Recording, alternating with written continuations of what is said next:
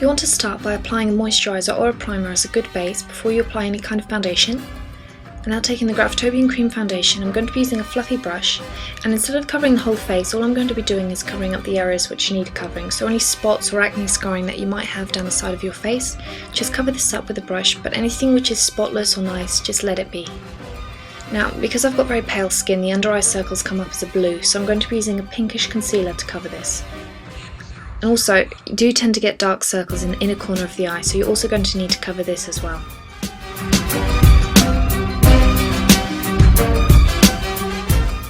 Once I've applied my foundation, I like to just take my hands and press it all over my face so that the warmth can help the foundation melt into my skin better, and overall it gives it a much nicer natural finish.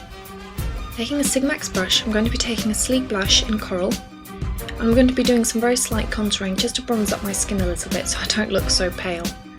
So just taking it down the sides of my face, I'm also going to bring it into the hollows of the cheeks, and up onto the temple, and down along the jawline. Just make sure that you blend very well so that it blends really naturally into the foundation.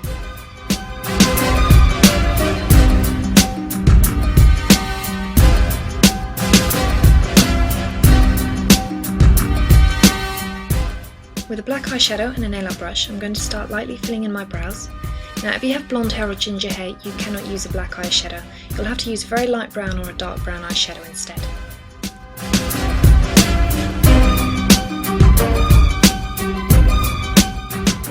Once you've finished filling in the brows, take any kind of primer that you want and apply it all over the lid. And then with a baked gold eyeshadow, you can use your fingers or a brush. You want to apply it all over the lid, patting it down evenly, but just be careful not to drag on the skin. Bring it down into the inner corner of the eye and just slightly up to the brow bone. With a black eyeliner, I'm going to apply this as close to the lashes as possible. We're going to be doing this because once you apply false lashes, unless you apply them very, very well, you can sometimes see a gap in between the false lashes and your real ones. So applying an eyeliner helps you not have this problem. Taking my false lashes, as you can see they've got a white strip. Now, if you have this, just take your black eyeliner and run it down the line, because otherwise what can happen is you see a white strip once you've applied them afterwards, and you really don't want that. So apply the lash glue and apply them onto the lid. Once you've done this, I'm going to be taking a teal eyeliner, starting at the inner corner. I'm going to bring it out, creating a slight wing.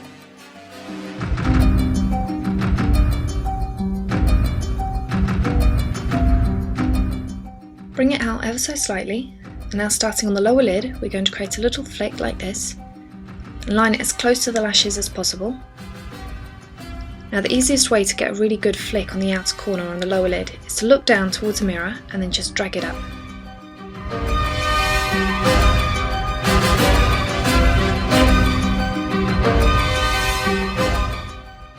Draw both lines out a little bit further, and now starting on the upper lid we're going to draw the third line. Now, the easiest way to do this is to do it in little strokes. It means you're a lot less likely to mess up. So just really lightly sketch out where you want the line to go. Bring it out a little bit, and now just go over it again to thicken it.